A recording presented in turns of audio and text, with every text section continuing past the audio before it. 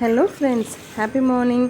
Morning பார்த்தீங்கன்னா அண்ணாமலையார் தரிசனம் மலையை பார்த்து தரிசனம் பண்ணிவிட்டு கிச்சனில் வேலை செய்ய வந்தேங்க. பார்த்தீங்கன்னா இவங்க வேலை செய்ய விடவே மாட்டாங்க. ஆல்ரெடி வச்சுட்ட சாப்பாடு இருந்தாலுமே அவங்க எதில் நம்ம கையால் வச்சாதான் சாப்பிடுவாங்க.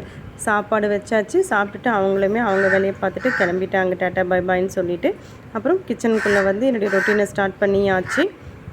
என்ன செய்யலான்னு பார்த்தேன். இன்றைக்கி பார்த்திங்கன்னா நொய் அரிசி இருந்தது. சரி, நொய் அரிசி உப்புமாவும் மஷ்ரூம் பிரியாணி இது தாங்க இன்றைக்கி லஞ்சு. அரிசி எல்லாமே சேர்த்துட்டு குக்கரை வந்து சும்மா கொஞ்சம் கிளறிட்டு குக்கருமே மூடி வச்சாச்சுங்க. ஒரு பக்கம் பாலுமே காய்ச்சிட்ருக்கு, டிஃபனுமே ரெடி ஆகிடுச்சிங்க. நொய் அரிசி உப்புமா தாங்க இன்றைக்கி மார்னிங் எங்கள் வீட்டில் பிரேக்ஃபாஸ்ட்டு.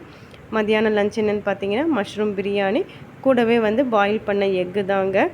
அப்புறம் ஒயிட் ரைஸ், வெங்காய பச்சடி, வழக்கம் போல் தக்காளி ரசம் தாங்க.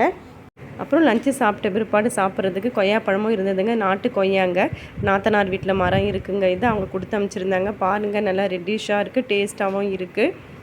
அப்புறம் ஒரு ஈவினிங் ஒரு 4:30 4 o'clock இருக்குங்க. எவ்வளோ காற்று பாருங்கள். ஆடி வந்தாவே காற்று காலம்னு சொல்லுவாங்க. ஆடி காற்று அம்மியே தூக்கிட்டு போகும்னு சொல்லுவாங்க. அதே போல் எவ்வளோ காற்று, அங்கே இருக்க மரம் எல்லாமே அசையுது.